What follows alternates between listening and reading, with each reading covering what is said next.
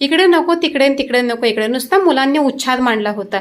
चिमू आधी म्हणाली होती की मी राहणार आईकडे ना आबांकडे, आता म्हणाली की नाही मला रिटर्न यायचं. मग चला मग तिला घ्यायला जाते. आता तिला घ्यायला जायचं म्हणजे खूप टेन्शन, तिच्या पप्पांनाही खूप टेन्शन आलं. का तर तिच्या पप्पांनी सरळ सरळ सांगितलं होतं मस्त असं मोकळ्या वातावरणात विरारला तिला राहू दे.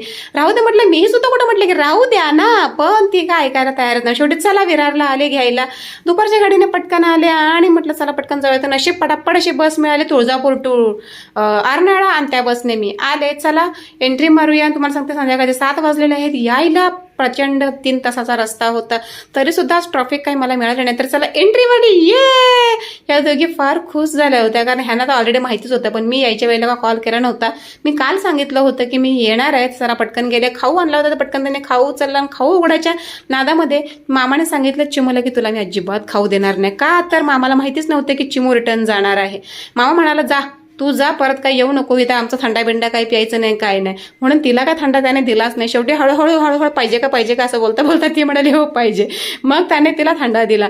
असं म्हणता म्हणता आता काय करणार, मामाचा मूड ऑफ झालेला आहे, आबाचाही मूड ऑफ झालेला आहे, कारण त्या दोघांनाही त्या राहाव्या असं वाटत होतं, पण ती काय चिमू थांबेना झाले. तर ठीक आहे चला जेवायला बसू. जेवणामध्ये मस्त असा आंब्याचा रस, बटाट्याची सुकी भाजी आणि चपाती बनवलेली आहे. आणि आमची चिमू हाताने जेवण जेवते.